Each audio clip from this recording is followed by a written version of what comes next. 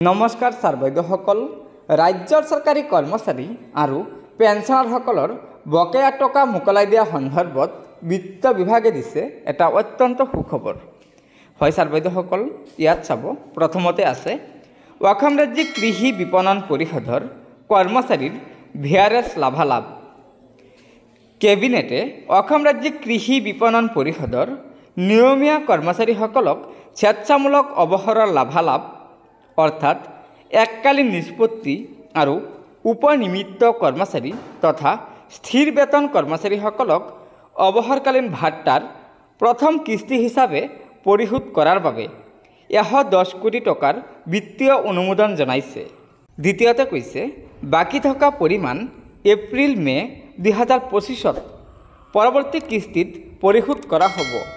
গতিকে ছাৰ বাইদেউসকল, এয়া নিশ্চয় ৰাজ্যৰ কৃষি বিপণন পৰিষদৰ কৰ্মচাৰীসকলৰ বাবে এটা অত্যন্ত সুখবৰ যে কৃষি বিপণন পৰিষদৰ কৰ্মচাৰীসকলৰ স্বেচ্ছামূলক অৱসৰৰ যি লাভালাভ আছিল, সেই লাভালাভৰ টকা মোকলাই দিয়া সন্দৰ্ভত বিত্ত বিভাগে ইতিমধ্যে অনুমোদন জনাইছে।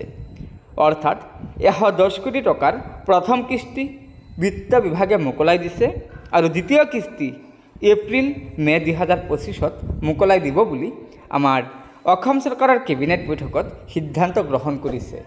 গতিকে ছাৰ বাইদেউসকল, লগৰ বন্ধুবৰ্গক এই ভিডিঅ'টো শ্বেয়াৰ কৰি আজিৰ এই সুখবৰটো জনাই দিব আৰু নতুনকৈ অহা ছাৰ বাইদেউসকলে অনুগ্ৰহ কৰি আমাৰ এই চেনেলটো ছাবস্ক্ৰাইব কৰি ল'ব। ধন্যবাদ। জয় আই অসম।